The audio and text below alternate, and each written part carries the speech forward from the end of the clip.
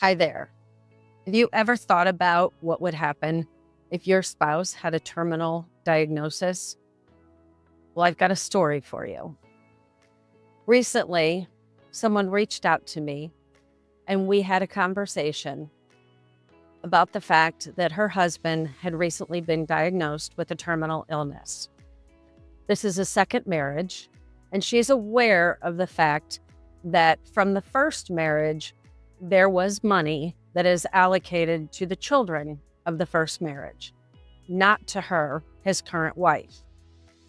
In order to make sure that she would be taken care of, he did take out a life insurance policy before he was diagnosed, of course, that would benefit her in the event of his death.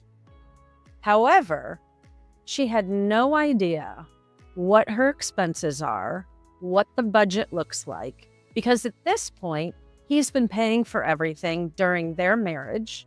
She's not really had a limit to what she spends, and she's been financially taken care of by him. She's in her 60s, so the thought of going back to work isn't really appealing. And her question was, what is this life insurance policy going to do for me? How much income is it going to generate? How much am I going to get from his Social Security? The big question was, am I going to be okay? And when we looked at the current debt of the situation and the fact that the majority of his money is going to his children, she was very concerned. So I sat down and walked through the process of her needing to put a budget together, looking at the death benefit of this life insurance policy, explaining what kind of income it could generate, what her options are now while he is still alive, and what things might look like for her in the future. In this case, we were left with a lot of unanswered questions.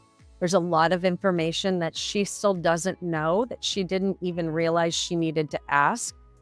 And she does have some options that would put her in a much more stable position if they were to take care of some things now, like paying off some mortgages on some property that they own, versus waiting until later when that debt became solely her responsibility and she didn't have enough money to cover it. So these things are important to talk about. They're important to think through.